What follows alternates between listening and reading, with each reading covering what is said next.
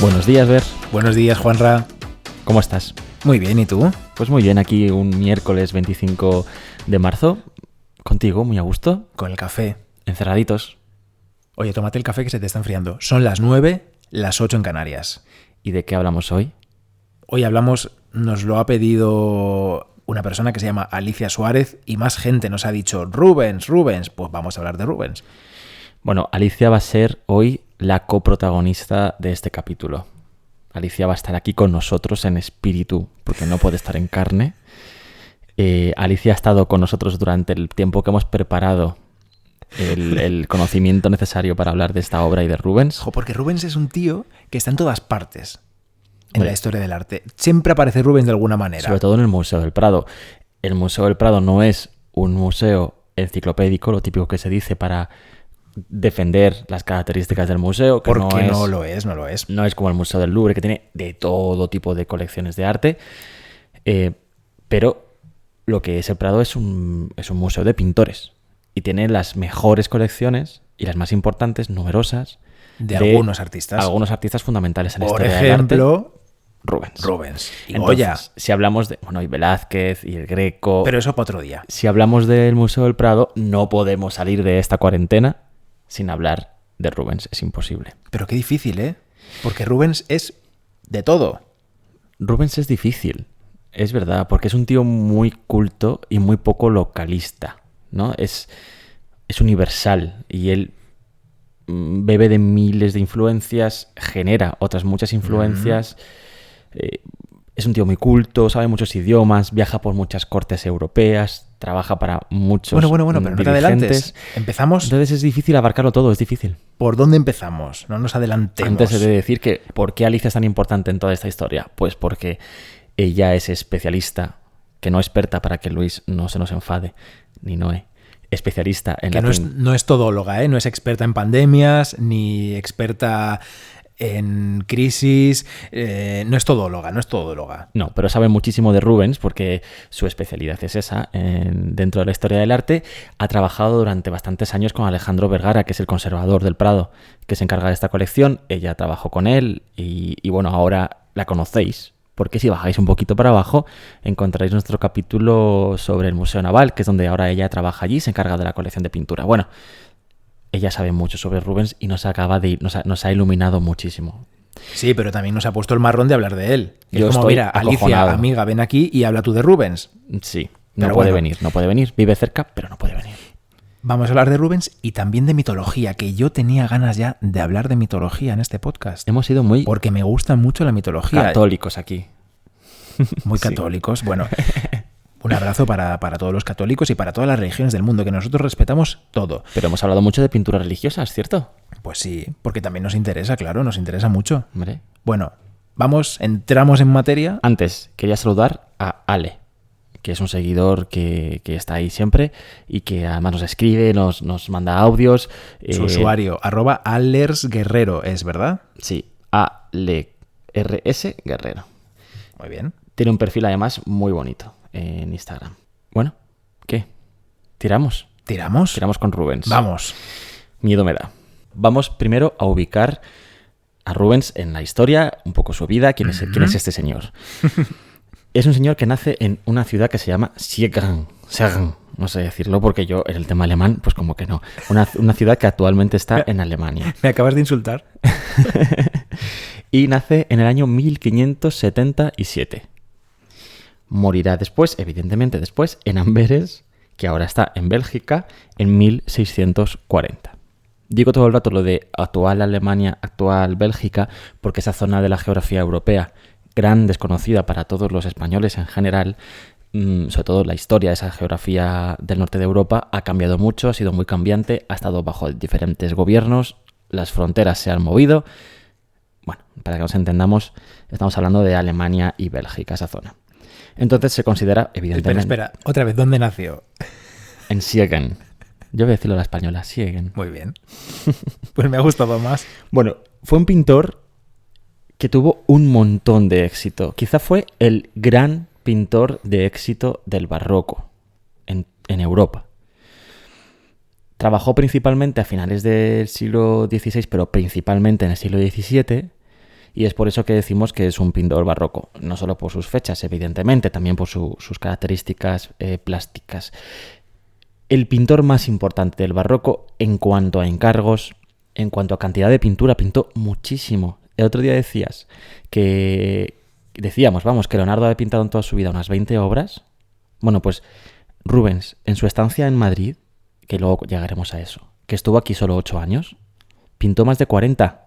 Más de 40 en 8 años que estuvo en Madrid.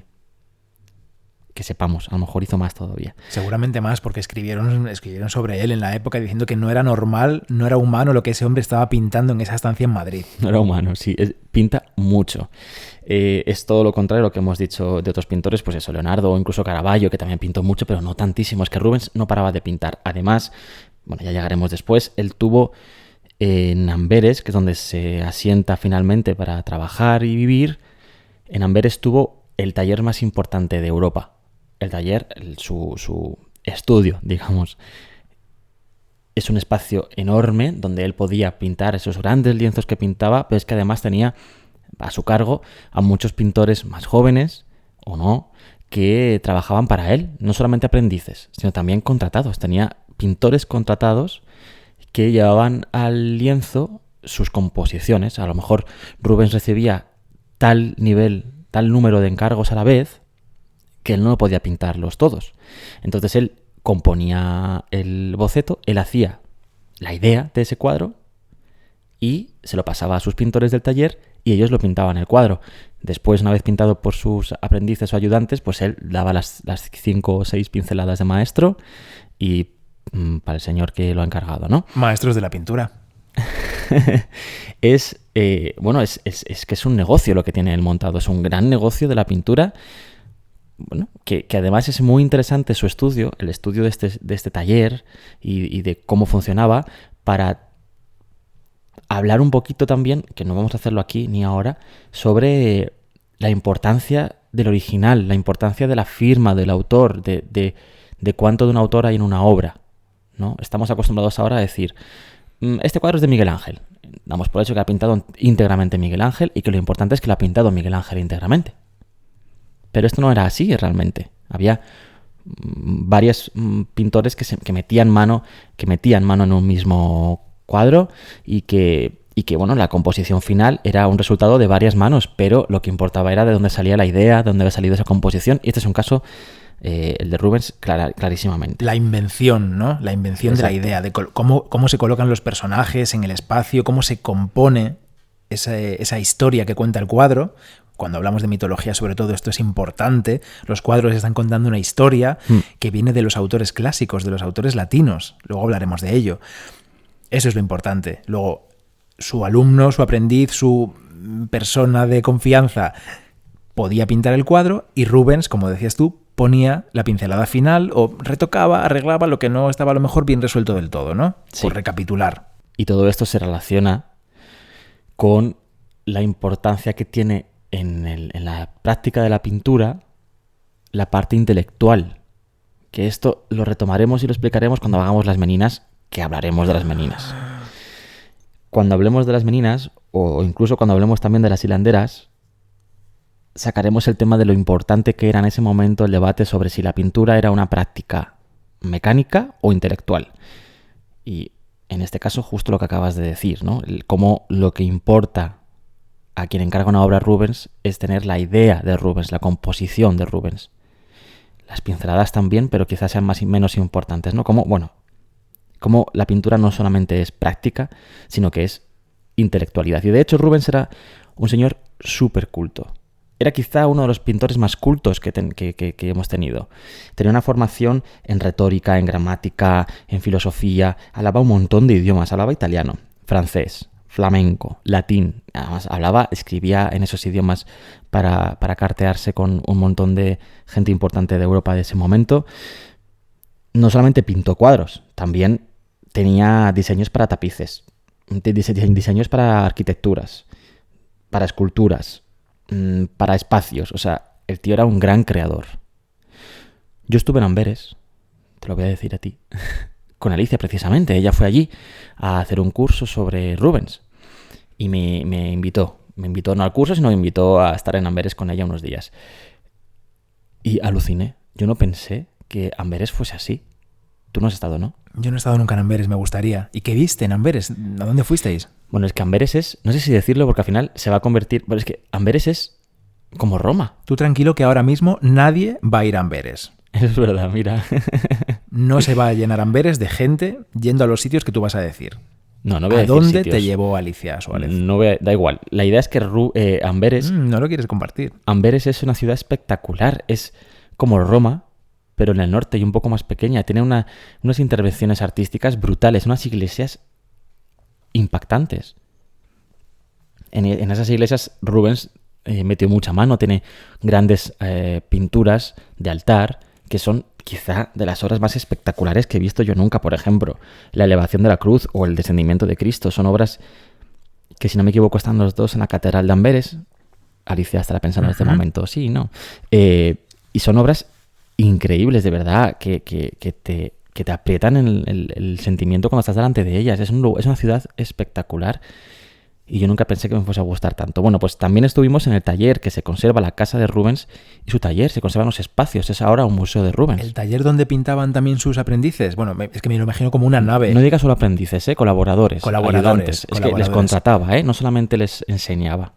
Eran como eso, un equipo. ¿No? Era un equipo. No eran becarios sin contrato, ¿no? Y que no cobraban. De hecho, entre ellos estaba Van Dyck, que fue un grandísimo pintor. Después el solito, bueno, pues estaba allí metido. Allí Van Dyck, el que fue a visitar a Sofonisba de mayor, bueno, ya le conocen todos. Bueno, pues sí, el taller de Rubens en Amberes es brutal y el espacio es increíble. Tiene un jardín muy grande, muy bonito, que también se conserva, no idéntico a como estaba, pero sí que hay algún espacio que se intenta recuperar al modo en el que estaba originalmente, porque hay pinturas de Rubens que reflejan ese jardín. Entonces se puede más o menos reconstruir. Y los espacios interiores son tremendos. Hay una sala, hay un espacio de esa casa, justo donde estaría el taller, que es un espacio enorme, muy alto. Es como el espacio que podría tener un taller de coches, de mecánicos. Claro, hay que pensar que los tamaños de los cuadros que hacía Rubens son tremendos y tienen que caber allí para ser pintados y trasladados y movidos. Bueno, pensad en la Adoración de los Magos, por ejemplo, de Rubens, que es gigantesca. Que está en el Prado y que es muy grande, sí. Aunque ese lo pinta en Madrid, pero bueno, da igual. Sí. La Adoración lo de los pinta en Madrid, Magos, no, perdón, lo pinta allí para el Ayuntamiento de Amberes. Eso perdón. Se pintó para el Ayuntamiento de Amberes, pero luego terminó en Madrid por cosas del destino que no vamos a contar ahora, y en Madrid lo amplía. Cuando lo ve colgado en Madrid, en ese viaje que hace, que dices tú que pintó tanto, dice, uy, pues este cuadro se puede mejorar. Entonces lo hace más grande todavía. Y se mete a sí mismo en el autorretrato, de paso. Sí.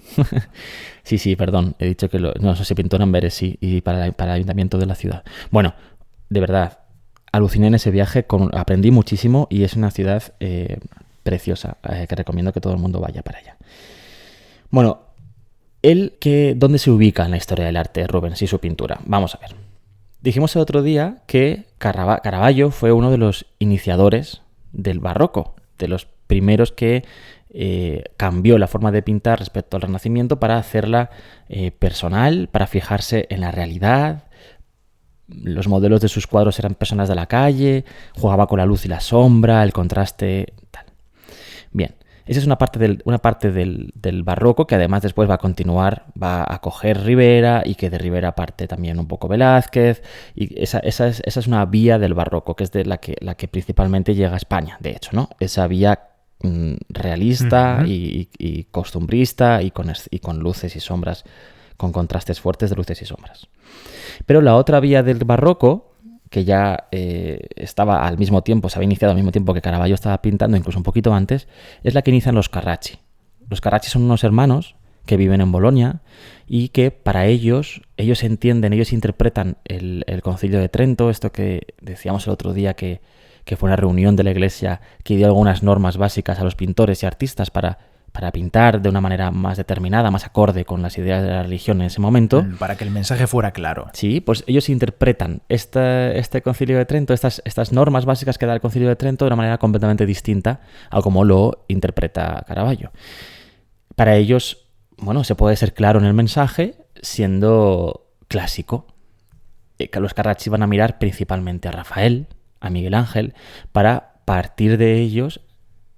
También se fijan en la antigüedad clásica, igual que hacia el Renacimiento, y dan un paso más allá. Se van al ideal de belleza. Si el otro día decíamos que Velázquez en su paisaje de la Villa Medici hace una captura absolutamente realista de lo que está viendo, los paisajes de los Carracci, por ejemplo, son todo lo contrario. Son paisajes idealizados. Pues igual con la belleza también, la belleza masculina o femenina que representan ellos son ideales de belleza. La luz no es una luz absolutamente realista, es ideal también. Es decir, que son composiciones bellas, bonitas, clásicas, con colores además llamativos que parten principalmente de Miguel Ángel. No son colores oscuros como hacen, pues eso, Velázquez o Rivera. Y además suelen ser composiciones grandes y muy monumentales, muy, ¿cómo decirlo? Muy gloriosas, ¿no? Complejas, grandes y que sirven principalmente para engrandecer a quien está representando, ¿no? Son como grandes monumentos para aquel que representan. Y es por eso que las grandes cortes europeas encontraron este tipo de pintura su gran aliado. Si tú quieres buscar una forma en la que te representan a ti mismo y a tu corte, a tus antecedentes y a ti mismo, lo que tú quieres es que sea de la forma más gloriosa posible, exaltando tu figura. Claro, ¿no? Porque Caravaggio no exalta a nadie. Caravaggio muestra la realidad como es. Al revés, no exalta a son nadie. Los bajos fondos, las prostitutas, los chicos de la calle, sucios, harapientos, desnudos, sin lujos. Y ellos querían lo contrario, querían lujo, querían cosas recargadas. Y esto, claro, nos estás llevando a Rubens, ¿no, Juanra? Claro, es justo también lo contrario de lo que hace Velázquez. Velázquez cuando pinta a los reyes, por ejemplo, los pinta muy realistas, no tienen grandes cortinajes en sus cuadros, ni hay angelitos que les rodean, ¿no? Son cuadros que sale el rey sobre su caballo. Es verdad que sí que está ante un paisaje gigante y que lleva sus mejores galas, pero de forma realista. Sin embargo, Rubens lo que hace es esa otra corriente, que es la de glorificar al representado a través de eso, de pues venga cortinajes, venga angelitos, venga oros. Venga oros, sí, todo a lo grande, bonito, ¿no? Bueno, pues eso es lo que representa Rubens. Claro, va a triunfar muchísimo. Todas las cortes europeas prácticamente van a pedir obras para representarse a sí mismas de esa manera más gloriosa posible y ese es parte de su éxito. Él, como decía, es una persona que vive y trabaja en el norte de Europa, pero es fundamental en su vida, en su formación, el viaje que hace a Italia. Él está en Italia, como igual que Velázquez hablábamos el otro día, él está en Italia 8 años, desde 1600 a 1608. Y nada más llegar a Italia ya entra a formar parte de la corte del duque de Mantua, que es un príncipe muy importante en ese momento en Italia. Ya llega allí, ¿sabes?, como aquí valgo yo mucho, y entro directamente a la corte de un príncipe a pintar para él. Aprovechó y estuvo en Roma muchísimo tiempo. Allí en Roma tuvo que coincidir con Caravaggio, le conoció seguro. De hecho, compró una obra suya de estas que decíamos el otro día que tenía problemas en juicios porque...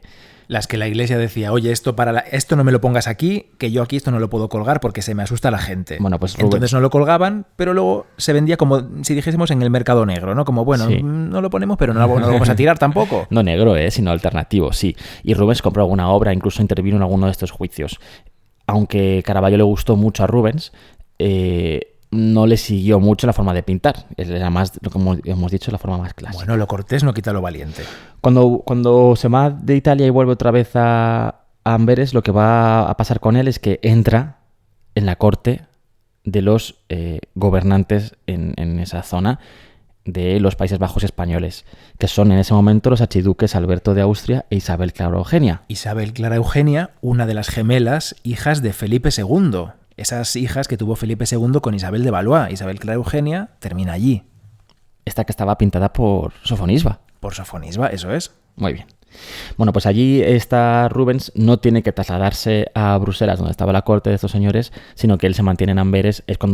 Ahí es cuando monta ese taller que os decía antes, va a triunfar muchísimo. En los Países Bajos españoles en ese momento surge una etapa grande de paz.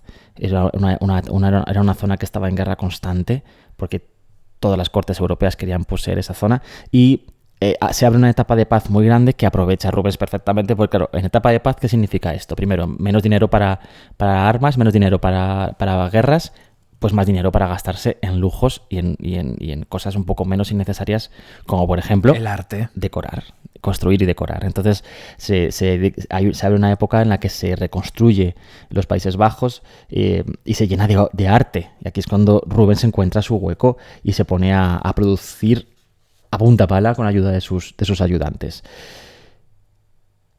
Tiene además una relación muy buena con esta señora que hemos dicho antes, con Isabel Clara Eugenia. Su relación es buenísima. Tanto que no solamente va a ser pintor para ella, sino que también va a jugar, gracias a su cultura y a su saber hacer, va a jugar un papel muy importante también en las negociaciones diplomáticas que esta corte va a llevar a cabo. Y esto es lo que le lleva a venir a España. Esto ocurre, si no me equivoco, en 1628. Sí. Y ahí yo tengo que meter un poquito de vida personal.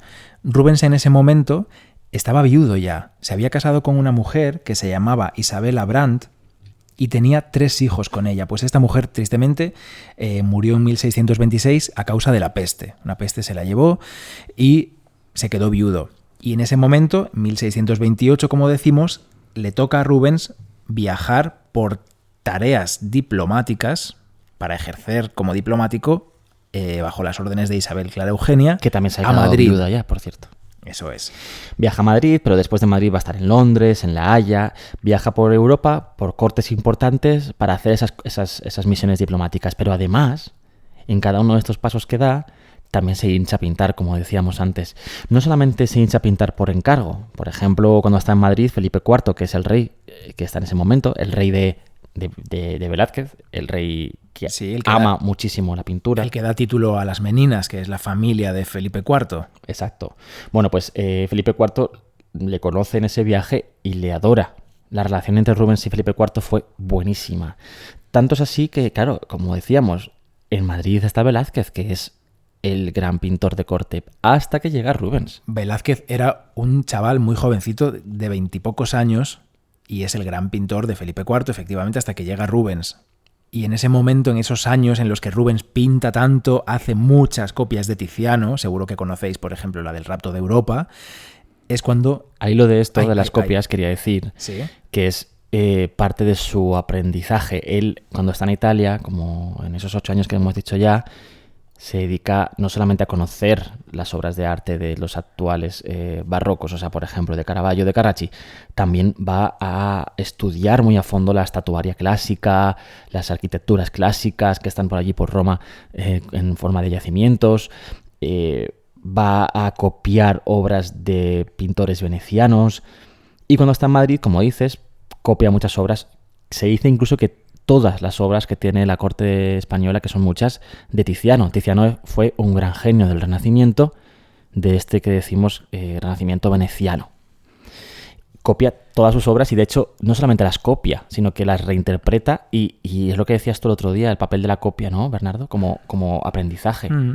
Porque Rubens va a cambiar la forma de pintar después de conocer así a fondo las obras de Tiziano. Él incorpora una forma de pintar después de pasar por las copias de Tiziano. Sí, no solo las copia, las mejora. Él introduce cambios que él considera que benefician el resultado de la obra. Por ejemplo, en Adán y Eva. Él copia los Adán y Eva de Tiziano, pero añade elementos, cambia las posturas de los personajes. Bueno, él dice, pues yo admiro a Tiziano, pero creo que puedo mejorar lo que hizo Tiziano para los reyes. Esos cuadros, él los veía, cuando estaba en Madrid, los veía en los palacios, los veía en las residencias de Felipe IV y tenía acceso a ellos, por eso los copiaba, era muy fácil para él. Creemos que era fácil para él, tendría que pedir permiso, claro, pero no, seguro que no les importaba nada. El rey le daba facilidades en todo. De hecho, estos cuadros, estas copias, las hacía para él. No es que se las encargasen, es que Rubens las hacía para él, se las quedaba a él. Y fue ya a la muerte de Rubens cuando se encarga la corte española de comprar esas copias que Rubens tenía.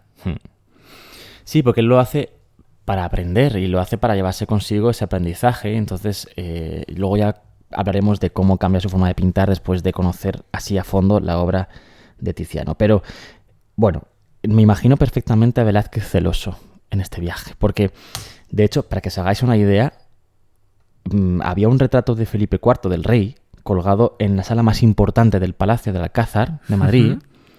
Un retrato del rey pintado por Velázquez que representaba al rey a caballo. Bueno, pues ese retrato se ordenó quitar para colocar el retrato ecuestre que le hizo Rubens al rey en esta estancia. O sea, Rubens llega aquí, Velázquez es el rey de todo, Rubens pinta al rey, Felipe IV, y el rey dice, pues quítame el cuadro de Velázquez y ponme el de Rubens en su lugar. Para Velázquez yo imagino que sería un poco chocante esto, ¿eh? Bueno, pero a la vez hay que pensar que después de esa época en la que Velázquez coincide con Rubens, que es un señor mayor que él, es un señor que tiene ya sus 50 años, 40 y largos, es cuando Velázquez decide viajar a Italia, pedir permiso al rey para que le deje viajar a Italia para aprender, para seguir aprendiendo. Es un Velázquez que todavía no ha pintado sus grandes obras en aquel momento. Sí, porque siempre se cuenta que precisamente de este encuentro entre Rubens y Velázquez, Rubens le dijo, Velázquez, vete a Italia, tío, que eres un pintor muy local y que es que no te has movido más que de Sevilla a Madrid. Vete a Italia, aprende un poquito, conoce lo que se está pintando allí, conoce lo de Caravaggio, conoce las esculturas clásicas, conoce todo esto. Haz lo que ya he hecho yo. Haz lo que ya he hecho yo, que he aprendido mucho. Así aprendes italiano, no sé, haces algo con tu vida. Sí. Y se fue para allá, sí. Y es después de ese viaje cuando Velázquez empieza a pintar ya sus grandes obras, porque hasta ese momento había hecho pues la adoración de los magos, los borrachos, había hecho retratos reales, pero falta todavía un montón. No lo vamos a mencionar hoy porque ya dedicaremos otro día un programa a Velázquez. Venga, bueno, pues después de estar en Madrid con estas circunstancias que estamos diciendo, se marcha otra vez a Londres, como decía, y La Haya, y después llega otra vez a Amberes. ¿Y qué pasa cuando llega a Amberes? Punto personal, Bernardo. Cuéntanos su vida. Pues conoce a una chica muy jovencita. Pero jovencita, ¿eh? Sí, 16 años creo que tenía. 16 años. Elena Fourment se llamaba. Y esta mujer va a ser muy importante. Elena Fourment era pues una hija de un comerciante, si lo tengo bien, a ver, voy a consultar mis notas, perdón. Era hija de un comerciante de tapices. Uh-huh. ¿Vale? Pues a partir de este momento, Rubens, que como decimos, estaba ya cerca de los 55 años, por ahí estaba, ya al volver de Madrid, él convierte a Elena Fourment en la protagonista de la mayoría de sus obras. Se enamora mucho, ¿eh? Se enamora locamente, vive una segunda juventud. Esto es un tópico absoluto, pero es que en el caso de Rubens creemos que es verdad, era un hombre muy apasionado. Y era mayor ya, ¿eh? Y ¿quién es Elena Fourment? Pues es la chica que aparece en Las Tres Gracias, por ejemplo. Las Tres Gracias, las famosas Tres Gracias de Rubens, aunque no son nuestras protagonistas de hoy, porque vamos a hablar del Juicio de París, son Elena Fourment.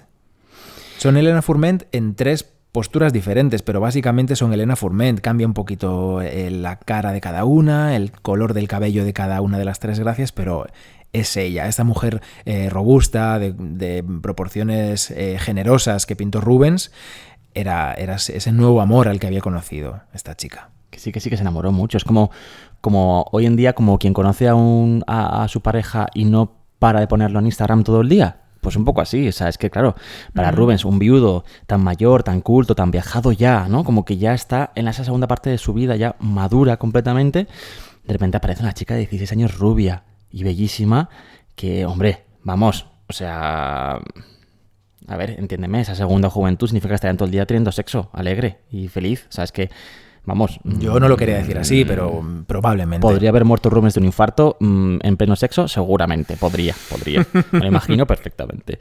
Pues no se murió. Bueno, murió algún día Rubens, ¿no? Sí, bueno, unos añitos después. Pues sí, ese tipo de belleza de Elena, que esta es su segunda esposa, como dices, va a ser la protagonista de las obras que pinta a partir de ese momento. A partir de 1630, él muere en 1640, o sea, esta última década de su vida es esta que dices tú, que es la segunda juventud, en la que Rubens hace esas grandes obras más clásicas que conocemos hoy y que va a trabajar mucho para Felipe IV. Después de haberle conocido aquí en Madrid y que de Felipe IV se enamora de la forma de pintar de Rubens, Felipe IV en la distancia, desde aquí, desde Madrid, va a encargar a Rubens en Amberes bastantes obras, muchas obras. De hecho, principalmente un par de ciclos decorativos completos. Por ejemplo, entre 1636 y 1638 le encarga la decoración a través de 60 pinturas mitológicas. 60, ¿eh? Casi nada. Por eso no lo pudo pintar él todo. Evidentemente tiene su taller y con sus ayudantes para decorar la Torre de la Parada. ¿Qué es la Torre de la Parada? La Torre de la Parada es un un pabellón de caza.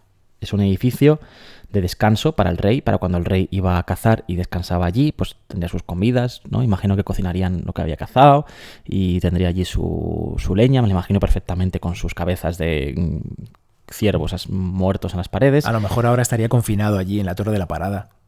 Pues esa sería su segunda residencia, haría mal. O sea, si está confinado en la Torre de Parada, mal. Tendría que estar en su primera residencia, que era el Alcázar. Pero claro, era mucho más triste. Mira que estaban cerca, pero era mucho más triste. El Alcázar era un edificio muy triste.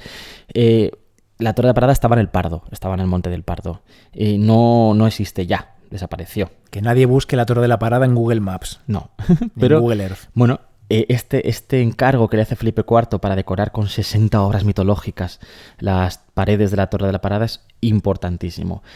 Además, también, poco después, entre el 38 y el 40 ya, cuando Rubens muere, le encarga también Felipe IV otras 20 obras más para decorar el Alcázar, este edificio que digo que es un poco más tristón, ¿no? Claro, Rubens no pinta todo esto, Rubens hace los bocetos, esos bocetos que tanto conoce Alicia también, y él mismo o sus ayudantes pues pintan las obras entre todos un poquito, ¿no? Además es curioso dime. porque las pinta desde Amberes y van enviando bocetos a Madrid para que comprueben si les van bien o no. Sí. En plan, ¿te gusta? ¿Te parece bien cómo lo estoy haciendo? No, ¿quieres que cambie algo? Bueno, tú me dices, ¿eh?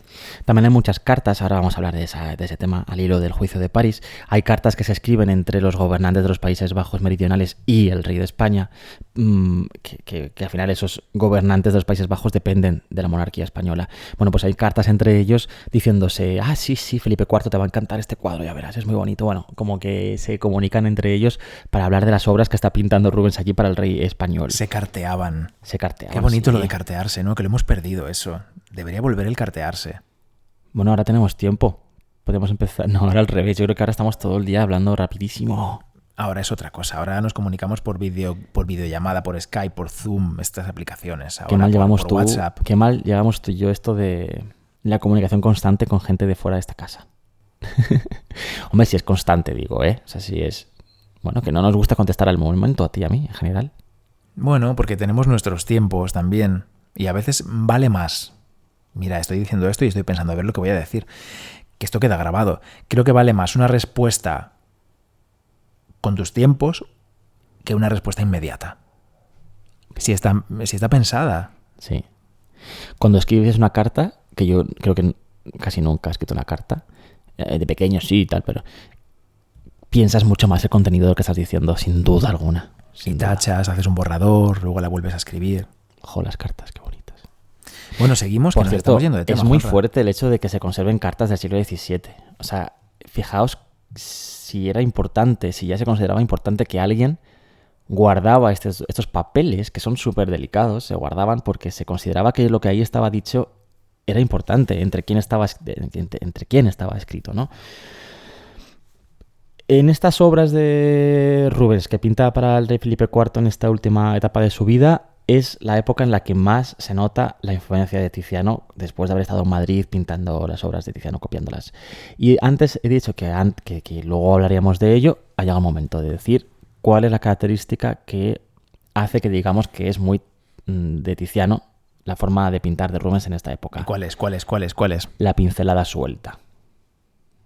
Es la escuela principal, la escuela madrileña del barroco, es la de la pincelada suelta. Y que se basa principalmente en el coleccionismo que ya había hecho Felipe II de obras de Tiziano. La colección madrileña de pinturas, la colección que estaría en el Alcázar, estaba repletita de obras de Tiziano, que era un señor que pintaba, como he dicho antes, en el Renacimiento, pero que su principal característica del Renacimiento suyo era la pincelada suelta. Si decíamos el otro día que Leonardo y todos estos tipos del Renacimiento del sur, de Florencia, Bolonia, incluso Roma, la característica principal es el dibujo, que dije incluso el otro día, parecen dibujos animados, porque la pincelada es muy precisa, porque hace los contornos muy marcados, porque son como dibujitos. Lo que ocurre en Venecia con Tiziano es todo lo contrario, es que pinta con pinceladas gordas, sueltas. Importa más el color, la mancha. Sí, el hecho de que tú con tu visión distanciada de la obra veas lo que está representado, pero que no tenga que estar representado literal. sino que tú, con tu cerebro y tus ojos, al ver el cuadro, se entienden esas pinceladas sueltas. Tú miras cualquier cuadro de Tiziano y verás que, bueno, es que son pinceladas sueltas, son manchas, no tiene por qué ser una pincelada precisa, son pinceladas gruesas, independientes entre ellas, no están unidas una a la otra. Había quien criticaba mucho a Tiziano por esto, por pintar así. Hombre, claro. Pero el día que hablemos de Tiziano podemos decirlo, porque estamos entrando mucho en Tiziano y la gente dirá, pero si esto va del Juicio de París, va de Rubens. Bueno, pero es que la forma de pintar de Tiziano es importantísima para entender tanto a Velázquez como a Rubens. Y eso que Velázquez es más de ese barroco que decíamos caravallesco, pero no en la pincelada. Ya sé que no tengo que hablar de Velázquez, lo siento, Bernardo, pero para que nos entendamos que todo está relacionado. Rubens, en este caso, efectivamente, Rubens tiene pincelada suelta porque la aprende, entre comillas, de las obras que copia de Tiziano. Ya está, ya me callo.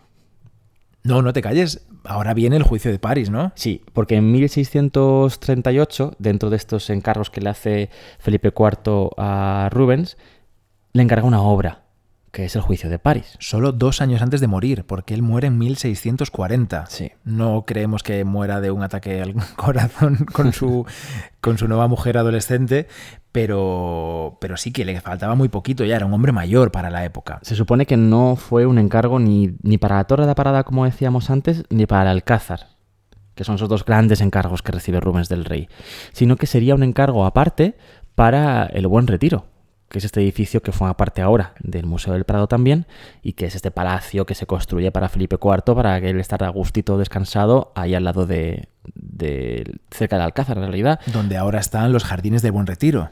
Esos jardines eran los jardines del palacio. Bueno, pues era un encargo, por tanto, parece ser un encargo aparte de los grandes encargos para el Palacio del Buen Retiro. Vamos a acercarnos ya por fin a la obra, al Juicio de París. Y Bernardo, vas a contarnos qué es lo que está aquí representado, qué cuenta, qué historia es esta. Pues mira, para contar lo que cuenta, la historia que cuenta el Juicio de París, que es una historia mitológica, como decíamos al principio, hay que saber quién es París. París es un personaje que aparece en las fábulas de Higinio, que estuvo al frente de la Biblioteca Palatina de Roma en el siglo I a.C. Aparece también, que quizá fue español Higinio, por cierto, se cree que pudo ser español, de Hispania. También aparece en las Heroidas de Ovidio, no en las Metamorfosis, pero sí en las Heroidas. En esas 2 obras es donde Rubens, que las tuvo que conocer, que seguro que las tenía en su gran biblioteca, es donde Rubens se fijó, donde Rubens se nutrió para pintar esta historia del Juicio de París. ¿Y quién fue París? Pues París fue el hijo de un rey, el rey Príamo y de Hécuba. Antes de ese parto de este chico de París, Hécuba vio en un sueño que iba a dar a luz a una antorcha encendida y de esa antorcha salían un montón de serpientes. ¿Qué hizo la reina? Pues consultó con todos los videntes, con todos los intérpretes de sueños que conocía, y lo que le dijeron a ella y a su marido, a Príamo, es que tenía que matar a lo que iban a hacer de su embarazo, porque iba a ser la ruina de su patria, la ruina de su reino, ese bebé. Hécuba no se atrevió a matar a su bebé. Lo que pidió fue que unos criados lo mataran. Y esos criados tampoco lo mataron, lo abandonaron. Abandonaron a ese niño que recibió de nombre Alejandro. Se parece mucho a la historia de Hércules. Se parece mucho, sí. Hércules. A ese niño le llamaban Alejandro, era el nombre que tenía de sus padres, pero como lo abandonaron y supuestamente iba a morir, ellos no supieron que unos pastores lo iban a encontrar. Como Hércules. Aunque lo habían dejado ahí a su suerte, el pobrecito, en el bosque, imagínate. Bueno, pues los pastores que lo encuentran lo adoptan, evidentemente, y le llaman París. Entonces este París es un pastor, no sabe quién es. ¿De dónde viene, no? No sabe cuáles son sus orígenes, pero sus orígenes son nobles, es hijo de reyes. Bueno, pues, ¿qué ocurre? ¿Qué ocurre? Cuéntanos, Bernardo, ilústranos. París adulto ya. Vale. ¿Ok? Cortinilla, fondo negro, tititi... Adulto. París adulto. Celebración de unas bodas. Las bodas de Tetis y Peleo, que no voy a explicar hoy quiénes son porque no hace falta. Se convoca a todos los dioses a un banquete. A todos, excepto a uno. Nadie convoca a Eris, a la diosa de la discordia. Porque es una mal rollera. Nadie quiere tener en su boda a un mal rollero. Eris no ha sido invitada a esa boda, pero aparece como maléfica y dice: no me habéis invitado, Hijos de puta. os vais a acordar de mí para toda la vida. Y evidentemente, efectivamente, se van a acordar de ella para toda la vida. Aquí estamos hablando de ella en el 2020 en medio de una cuarentena, imagínate. Eris hace una cosa, lanza una manzana dorada, una manzana de oro, desde la puerta, ni siquiera entra al banquete, dice: comed lo que queráis, así os siente mal, así os envenenéis. Lanza esa manzana dorada al centro de la sala y dice: esta manzana, bueno, hay un poco de discordia, no se sabe si, como Eris, como diosa de la discordia, no se sabe si esa manzana tiene una inscripción que dice que es para la más bella o si esto lo dice Eris. Estamos hablando de literatura en realidad. Esa manzana es para la más bella, esto es lo que importa. ¿Qué pasa? Hay 3 diosas que se pelean por quién es la más bella. Esas 3 diosas que estaban en el banquete, que sí estaban invitadas a la boda, son Juno, Venus y Minerva. Se pelean. Hay una trifulca increíble entre ellas. Con barro y todo, ahí, madre mía. Entonces Júpiter, que es quien mandaba allí, dice: mira, saca a estas señoras de la boda, sácalas de aquí y llévatelas. No me quiero imaginar cómo estaba la novia de la boda. La novia diría: pero si es mi momento. O sea, tanto esfuerzo he hecho yo para esto. Es mi momento, yo soy la protagonista, pero ¿qué me estáis contando? Ya sabía yo que no tenía que invitar a tanta diosa. ¿Cómo que la más bella soy yo, que soy Tetis? Madre mía. Que ojo al nombre de la novia. Bueno. Por eso yo el día que me case no voy a invitar a tanta gente guapa. Júpiter dice: fuera de aquí estas 3 señoras, Juno, Venus y Minerva, me las sacáis. Y entonces le dice a Mercurio que se las lleve al monte Ida, que es donde está Paris, ese pastor, que no era un pastor, era un pastor noble, que ya sabía quién era en ese momento.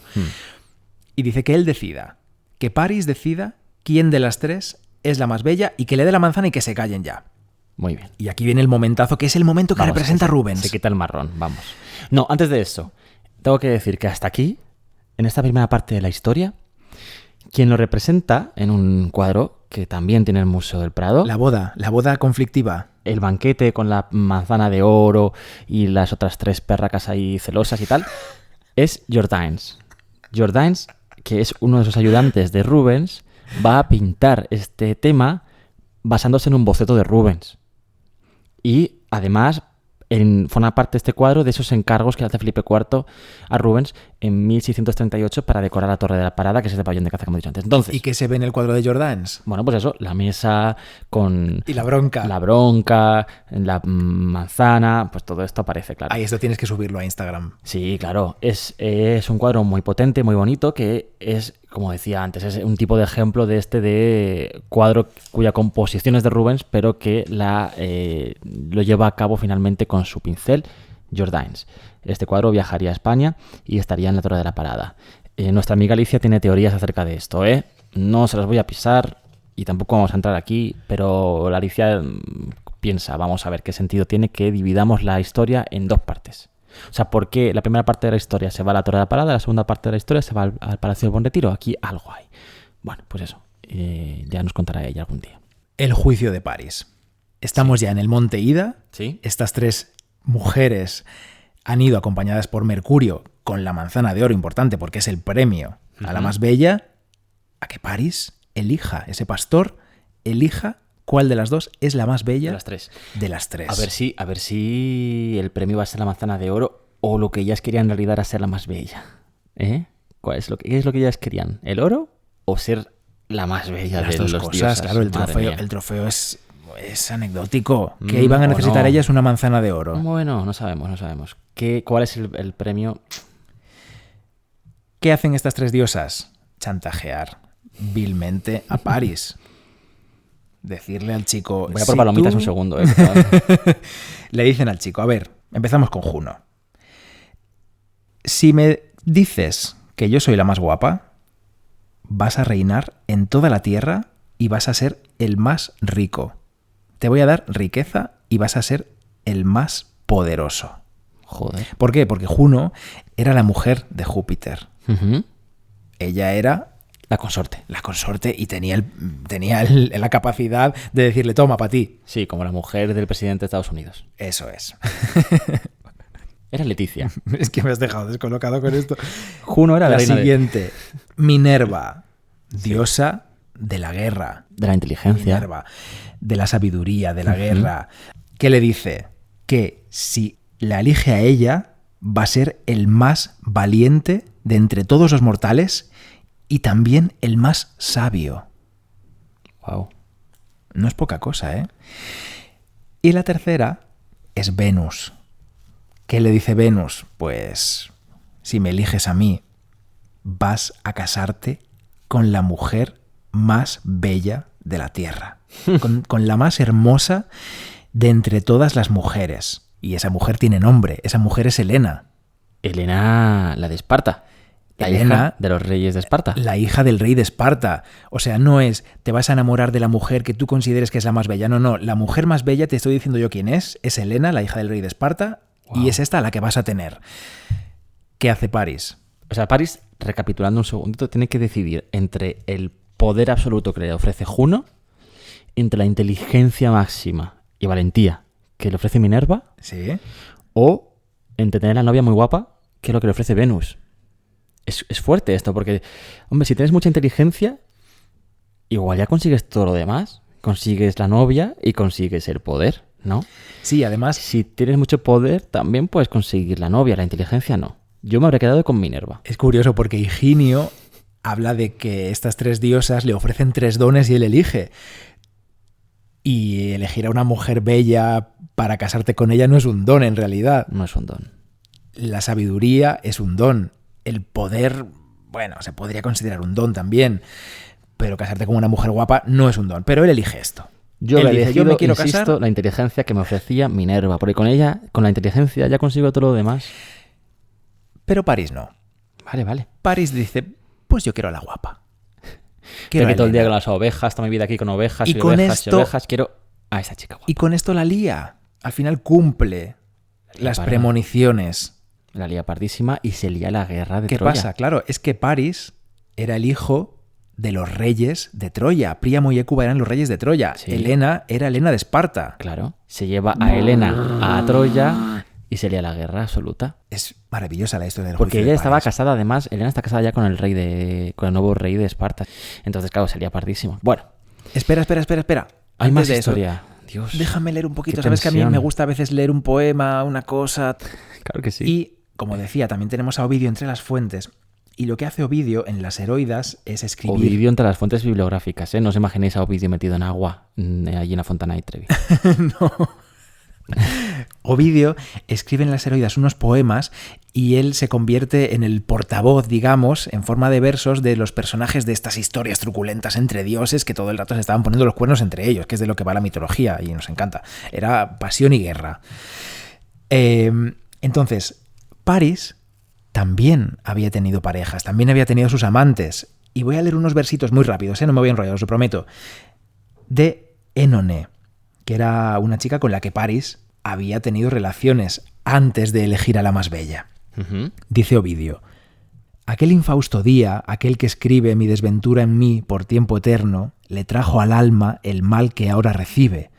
Desde aquel día comenzó el invierno de tu mudado amor, y fue perdida mi dulce gloria, y se ordenó mi infierno. Digo aquel día, cuando allá en el Ida llegó Venus y Juno a tu presencia, aquella y esta de beldad vestida, también Minerva allí, por más decencia, con armas vino, aunque desnuda, ay triste, de su beldad pidiéndote sentencia. Cobró miedo, según me dijiste, tu pecho en aquel punto, y un helado temor dentro en tus huesos concebiste. Y yo, que ya un pavor me había ocupado, consulté hechiceras y hechiceros de la sentencia que a las 3 has dado. Salieron tristes todos los agüeros, sangre anunciaron, muerte arrebatada, maldad nefaria, fines lastimeros.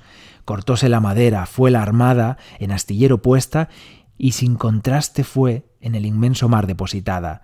Lloraste, París, digo que lloraste, al partirte de mí, no niegues esto, o a lo menos concede que me amaste. No te avergüences del amor honesto que me tuviste, que harto más te afrenta tu nuevo amor lascivo y deshonesto. No puedo hablar ahora yo. La que lió París, con esto, con lo bien que estaba él. Sí. Porque tenía que elegir a Helena. Bueno. En realidad todo esto no lo lió París, la lió la tía esta no invitada. ¿Es verdad? ¿Cómo se llamaba? Tatis. Es verdad. Titas. La diosa de la discordia. Atis. Tutis. Eris. Bueno, Rubens. vamos a... Estábamos en Joder, Rubens, es que acabo de viajar. Me has llevado a otro... Madre mía, a la Grecia antigua. Vamos a ver, porque de toda esta historia que hemos contado, del momento, Sí, Rubens escoge una manera de contarla. muy bonita. ¿Y qué es lo que cuenta? Mira, Cuenta cómo las diosas sacan sus artimañas para seducir a Paris. Pero Rubens nos cuenta a quién ha elegido ya. Vamos con el cuadro. Juanra, adelante. sí, el cuadro es un cuadro muy grande. Mide de alto 2 metros y de ancho casi 4, 3,81 metros. Y está en la sala 29 del Prado. Aquí no cabe.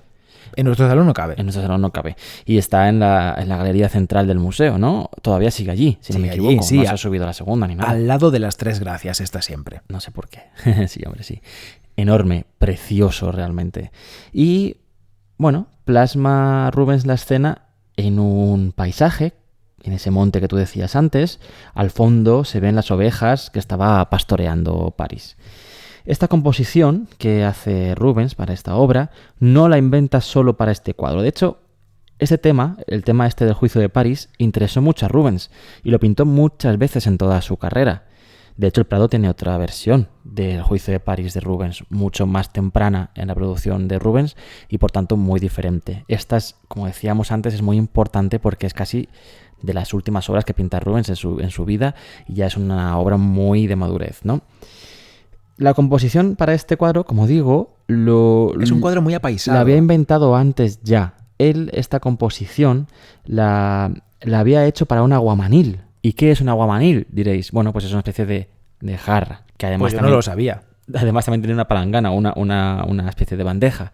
Y sirve para lavarse las manos. Aguamanil, tú echas el agua, te lavas las manitas y ese agua que se ha echado la recibe la bandeja que está debajo. Bueno, pues Lo veo. Rubens había diseñado un aguamanil, se supone que para celebrar su matrimonio con Helena, precisamente. En 1630 dijimos que se habían casado, ¿no? Sí. En ese momento él diseña esta composición del juicio de París para decorar esta jarra, que digo yo. La jarra y la bandeja no se conservan, pero sí que se conserva el diseño de Rubens a través de un grabado que había hecho, que hizo otra persona viendo el dibujo de Rubens. Bueno, pues esta composición, como digo, si parte de una pieza que había diseñado Rubens para celebrar su boda, con esta joven de 16 años que le vuelve loco, podemos imaginar que es una composición que sale de lo más profundo de su ser, que es una composición, es una historia y sí, muy profunda, muy personal para Rubens, ¿no? La elige, la crea para estar en esa pieza que celebra su matrimonio. Bueno, pues de ahí saca la composición, la hace un poco más sencilla para este cuadro que pinta para Felipe IV. La composición, al fondo, como digo, las ovejitas de Carmen Sevillano, de París. A la izquierda, las figuras masculinas. París, arrodillado casi en primer plano. Sí, pensativo, con la mano en la mandíbula, como cuando posas para una foto, como de contraportada del libro, ¿no? O de la solapa del libro, del escritor. Bueno, postura de pensamiento, mano en barbilla. Y a su lado, de pie, está Mercurio. con su manzana, Mercurio con las sandalias aladas, sí, ese personaje. y el gorrito al lado. Y la manzana dorada, que es el centro de la composición, que es lo que levanta Mercurio con su mano. Las figuras masculinas están en este lado izquierdo de la composición. Sí, ahí pegados a un árbol, ahí apoyaicos. Con una luz más determinada, una luz más oscura, menos importante que la luz que reciben las señoras que están a la derecha. Que están haciendo el show. Estas tres, Minerva, Venus y Juno, en este Están orden. un poco, perdón. Ana y los 7. Ana y los 7, es que no la vi nunca.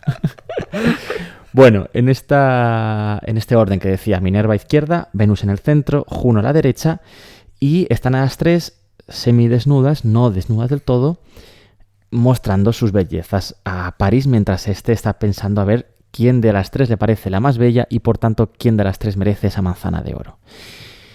Lo que tú decías antes de que... Bueno, mira, a la izquierda está Minerva. Minerva ha dejado en el suelo a la derecha esas armaduras y esas armas. El escudo, la armadura. que la representan a ella como diosa y que es justo de las que hablaba el poema que acabas de leer. Claro, ella ha dicho, esto no me hace falta. Ahora mismo la armadura no me hace falta, tengo que convencer a este chico de que soy la más bella, la más hermosa, la más sensual. A la derecha del todo, en el extremo derecho, está Juno.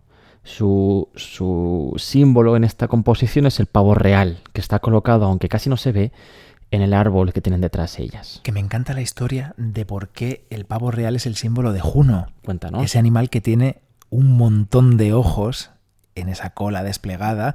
Son los ojos que todo lo ven, los ojos que le cuentan a Juno dónde está todo, dónde está su marido, porque su marido se las traía, claro, como sabemos, estaba todo el rato poniéndole los cuernos. Entonces eran los ojos que a ella le contaban dónde estaba su marido, que tienen que ver con Argos, con el personaje de Argos, pero otro día podemos hablar de eso.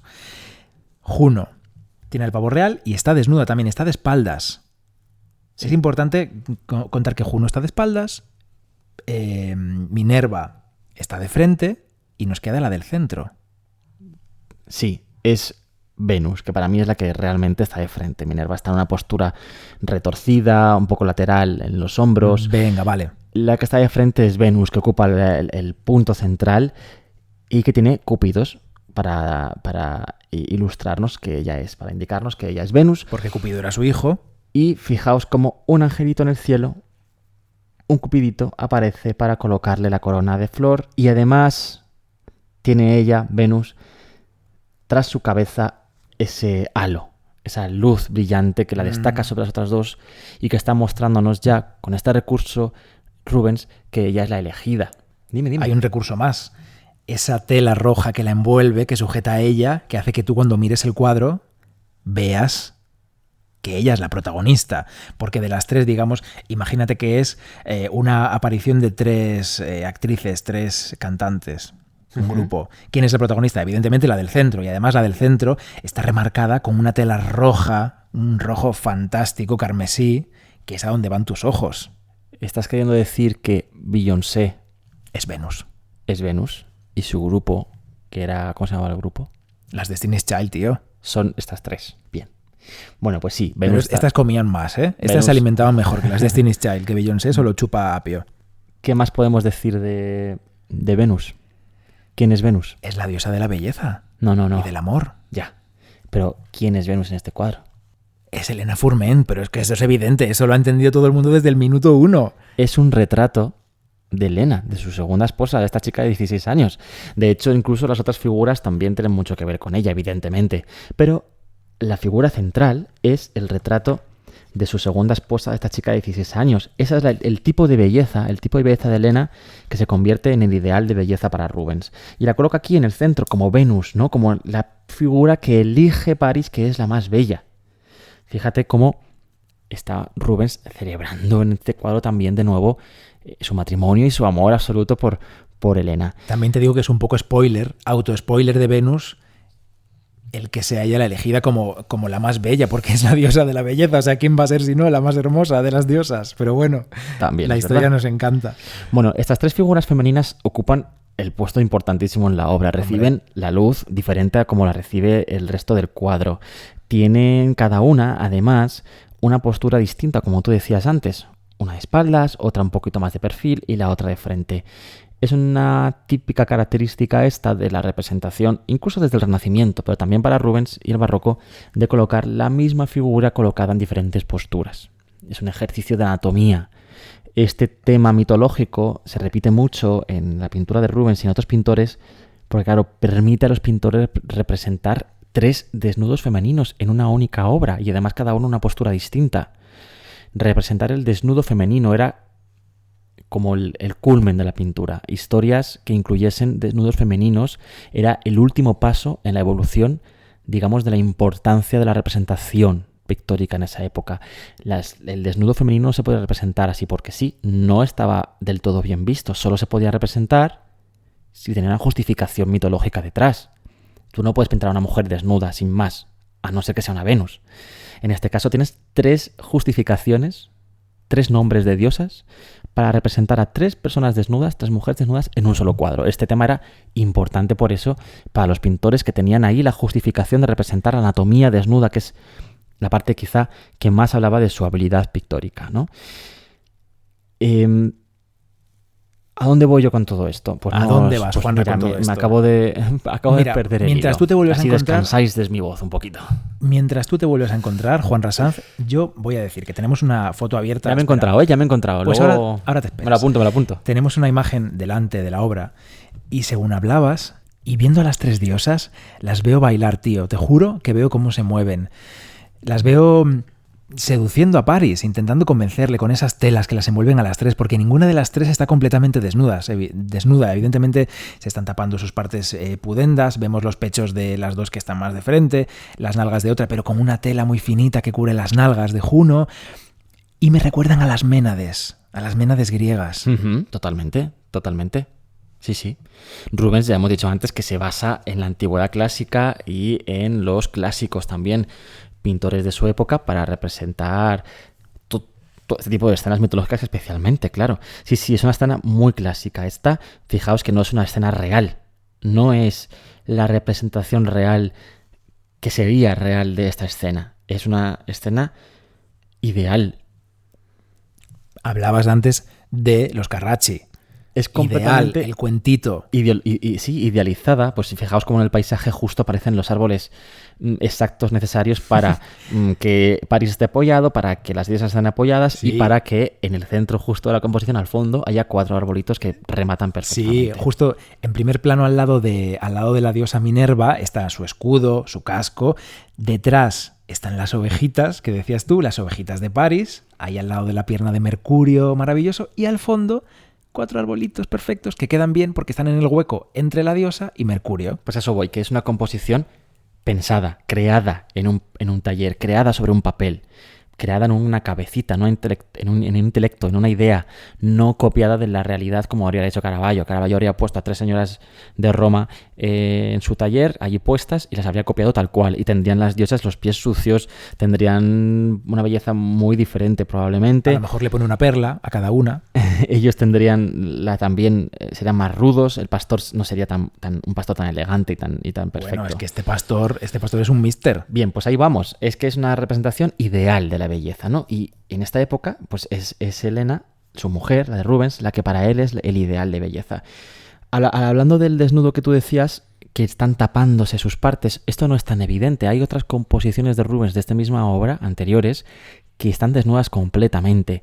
¿Cuál sería el motivo principal por el que Rubens decide aquí taparlas? ¡Qué escándalo! Bueno, pues que el destinatario de esta obra es el rey de España, el señor más importante de Europa, el tío que tiene todo el poder europeo y tiene la corte más importante aquí en Madrid. ¿Qué pasa con esto? Bueno, pues que el desnudo, como decía antes, tenía que estar justificado en la pintura.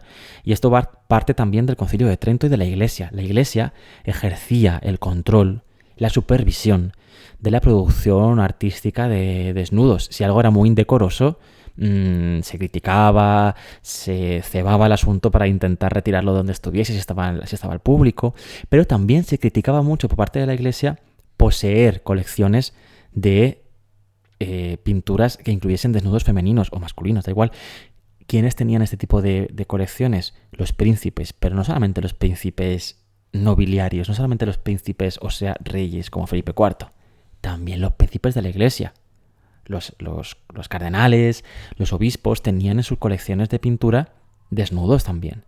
Y esto era muy criticado porque, claro, estamos juntando, fijaos, la monarquía y la Iglesia, evidentemente católicos todos, defensores de la religión católica, defensores de Cristo ante la Contrarreforma, con que esas mismas personas coleccionan obras cuyos temas son mitológicos, o sea, que es lo contrario a la religión, no bíblicos, y que además incluyen desnudos, que es algo que la Iglesia ve mal. Bueno, es un temazo sí, es un temazo. Entonces, que el rey de España encargase unas obras que incluían tantos desnudos era un problema. Es por eso que tapa un poquito las figuras. Voy a leer yo ahora, mira, voy a leer una carta.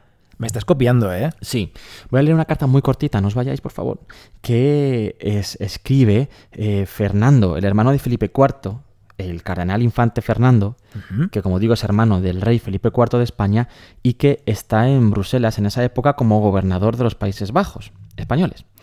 Y escribe a su hermano, escribe a Felipe IV, ante la vista de este cuadro. Espera, que voy a hacer sonido de escribir carta.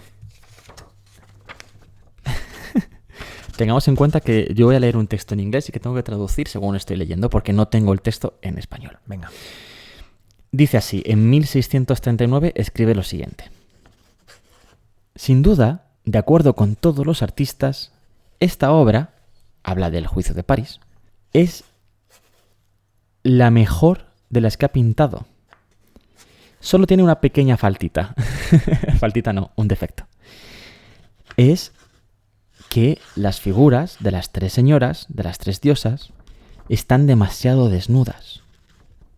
Él dice, Rubens, que esto es necesario en orden de mantener la valentía de la pintura.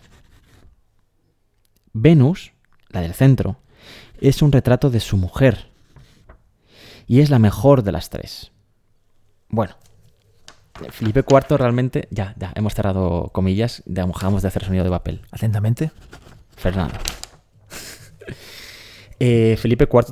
A Felipe IV le encantaba las pinturas de desnudos y tenía que estar ahí todo el rato luchando contra la iglesia en ese sentido.